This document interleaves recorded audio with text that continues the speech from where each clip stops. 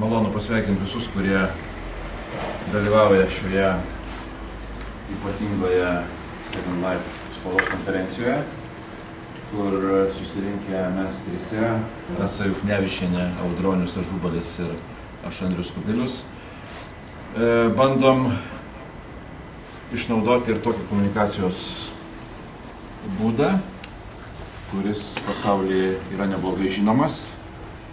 Iš ties pastaruoju metu nemažai skiriame dėmesio tam, kad išnaudodami interneto galimybės galėtumėm tiesiogiai bendrauti su tais žmonėmis, kurie yra pamėgę ir moka naudotis tokius komunikacijos būdus. Ir matom tame iš tikrųjų didelę ir vis augančią prasmę. Labas rytas. Labą dieną. Man tai yra nauja, netikėta, įdomu.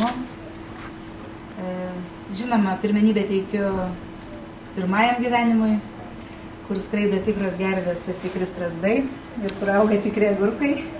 Bet manau, kad būdami tradiciniais, mylėdami tai, ką turim eiti pirmin ir pradėti naujausias technologijas ir naudoti jas geriem darbam, geriem dalykam. Sveiki visi, kurie girdi.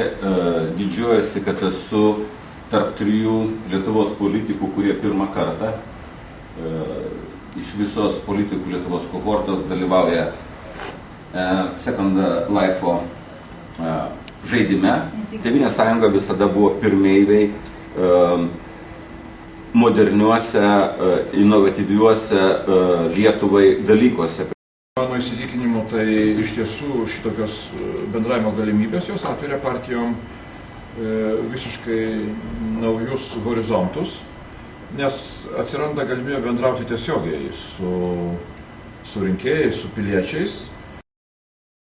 Iš tiesų buvo smagu bendrauti, išnaudojant šitas galimybės ir iki pasimatymų tiek internete, tiek tiesiogiai. Ačiū.